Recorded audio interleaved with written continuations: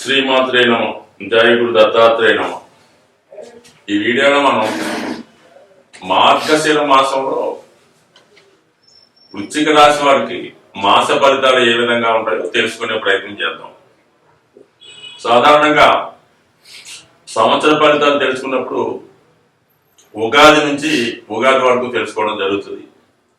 అలాగే నెల ఫలితాలు, మాస ఫలితాలు మాత్రం కంపల్సరీగా తెలుగు నెలల ప్రకారం తెలుసుకోవడం అనేది మన సాంప్రదాయంగా రావడం జరుగుతుంది. దానికి కారణం ఏంటంటే ప్రతి నక్షత్రానికి కూడా నెలకొక మాసాధిపతి రావడం జరుగుతుంది.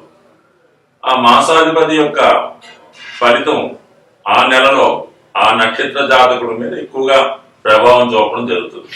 అందుకని మనం మామూలుగా మాస ఫలితాలతో పాటు ఇప్పుడు ఉన్నటువంటి ఈ మార్గశిర మాసం అంటే మనకి 13వ తారీఖు డిసెంబర్ నుంచి 12వ తారీఖు జనవరి నెల 2024 మధ్యలో ఈ వృశ్చిక రాశి వారికి మాస ఫలితాలు ఏ విధంగా ఉంటాయి, అలాగే వృశ్చిక రాశిలో ఉన్నటువంటి నక్షత్ర జాతకులకి అంటే విశాఖ, అనురాధ, జ్యేష్ఠ నక్షత్ర జాతకులకి ఏ విధమైన ఫలితం వచ్చే అవకాశం కూడా ఉంటుందన్న విషయాన్ని ఈ వీడియోలో మనం పరిశీలిద్దాం. మరి వృశ్చిక రాశి వారికి ఈ మార్గశిర మాసంలో రాశ్యాధిపతి కుజుడు రాశి అందే సంచరించడం జరుగుతుంది. డిసెంబర్ 27 తర్వాత ధనస్థానంలోకి రావడం జరుగుతుంది కుజుడు.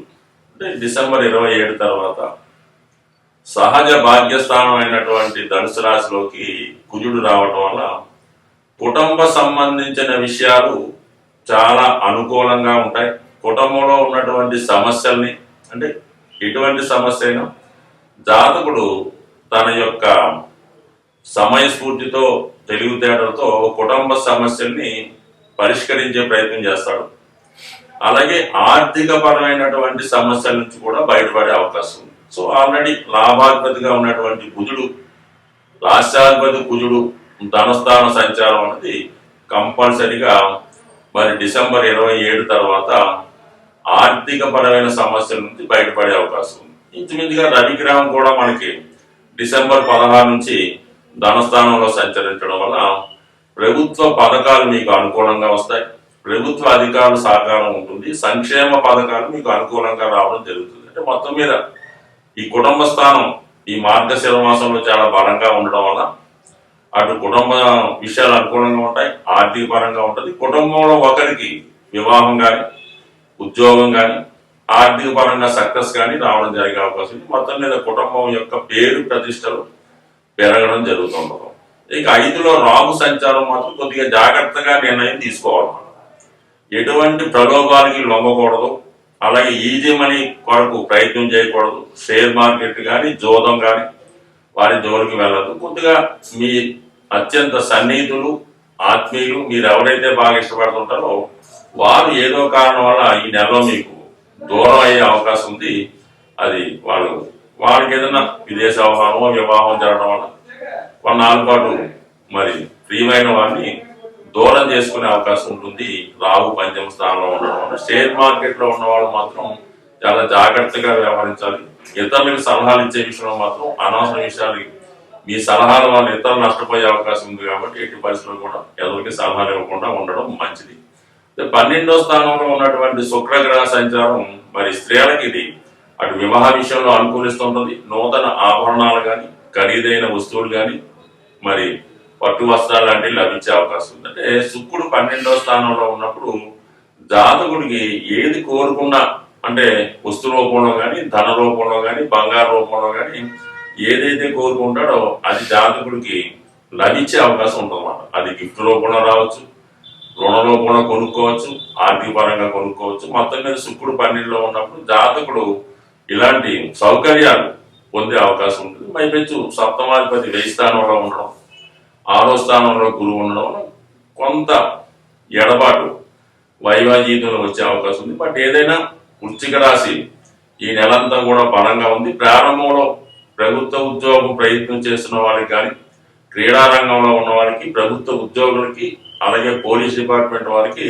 వారి స్థాయిని బట్టి సాటిస్ఫైడ్ గా ఉంటుంది. కొంతమందికి వృత్తిలో అభివృద్ధి కూడా వచ్చే అవకాశం ఉంది. అయితే అర్ధాష్టమ శని ప్రభావం మాత్రం కొద్దిగా మనసుకి కష్టం కలిగించే వార్తలు వినే అవకాశం ఉంది కాబట్టి మనకి కొద్దిగా ఇబ్బంది కలిగే విషయం కాబట్టి ఇప్పుడు నిరంతరం శివుణ్ణి ధ్యానించడం వల్ల ఆరాధించడం వల్ల ప్రశాంతమైనటువంటి మనసు లేదంటే చెడు వార్తలు వినకుండా మనసుకి కష్టం కలిగి ఉండే అవకాశం ఉంది. లాభస్థానంలో ఉన్నటువంటి కేతు ప్రభావం వల్ల మరి ఒక మంచి ఆధ్యాత్మిక గురువు కానీ ఒక మంచి మేధావి కానీ మీకు పరిచయమై వారి యొక్క బోధనలు లేదంటే సలహాలతో మిమ్మల్ని మంచి మార్గం వైపు నడిపే అవకాశం ఉంది. ఇక మనకి విశాఖ నక్షత్ర జాతకులకి రాహు మాసాధిపతి అవడం వల్ల వీళ్ళు 100% ఇతరులు నమ్మే విషయంలో జాగ్రత్తగా ఉండాలి. కొన్ని చెడు వార్తలు వినే అవకాశం ఉంది. అలాగే హాస్పిటల్ కానీ శ్మశానాన్ని కానీ సందర్శించే యోగం రాహు మాసాధిపతిగా ఉన్నప్పుడు జరిగే సూచనలు ఉన్నాయి. అలాగే నమ్మక ద్రోహం మోసం జరిగే అవకాశం ఉంది కాబట్టి ఈ నక్షత్రాలు కంపల్సరీగా జాగ్రత్తగా వ్యవహరించాలి ఈ మార్గశిర మాసం అంతా కూడా. ఇక అనురాధ నక్షత్ర జాతకులకి కేతు మాసాధిపతిగా ఉండడం వల్ల వీళ్ళకి దైవభక్తి ఎక్కువగా పెరుగుతూ ఉంటుంది.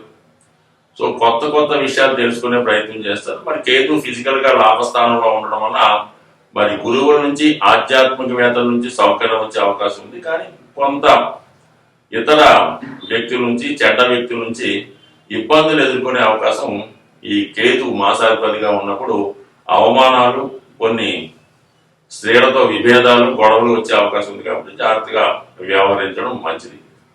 ఇక జ్యేష్ఠ నక్షత్ర జాతకులకి శని మాసాధిపతిగా ఉండడం జరుగుతుంది కాబట్టి మరి అటువంటి శని భగవాన్ మాసాధిపతిగా ఉన్నాడు పనుల యందు ఆలస్యం అవుతుంటది, చేపట్టిన కార్యక్రమాలు వాయిదా పడుతుంటాయి, అనవసరంగా అవమానాలు చికాకులు ఎదుర్కోవడం కూడా జరుగుతూ ఉంటుంది. సో ఏదైనా ఈ జాతకులు మరి శనిగ్రహ అనుగ్రహం కోసం శివారాధన తప్పనిసరి. ఆల్రెడీ వృశ్చిక రాశి వారికి అర్ధాష్టమ శని నడుస్తుంది.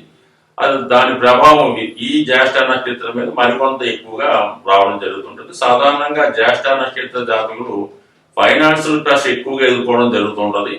ఎక్కువగా వాళ్ళు పెద్దవారు ఇచ్చిన ఆస్తిని పోగొట్టుకోవడం కూడా జరుగుతుంటది. కాబట్టి జ్యేష్ఠ నక్షత్ర జాతకులు మరి ఈ సమయంలో అటు స్థిరాస్తి సంబంధించిన విషయాల్లోనూ ఆర్థిక విషయాల్లో జాగ్రత్తగా ఉండడం మంచిది. బట్ ఏదైనా ఈ రాశి వారు ప్రతి సోమవారం కానీ శనివారం కానీ శివుని ఆరాధన శివాభిషేకం చేసుకోవడం వల్ల ఎటువంటి సమస్యల నుంచి బయటపడతారని ఆశిస్తూ స్వస్తి.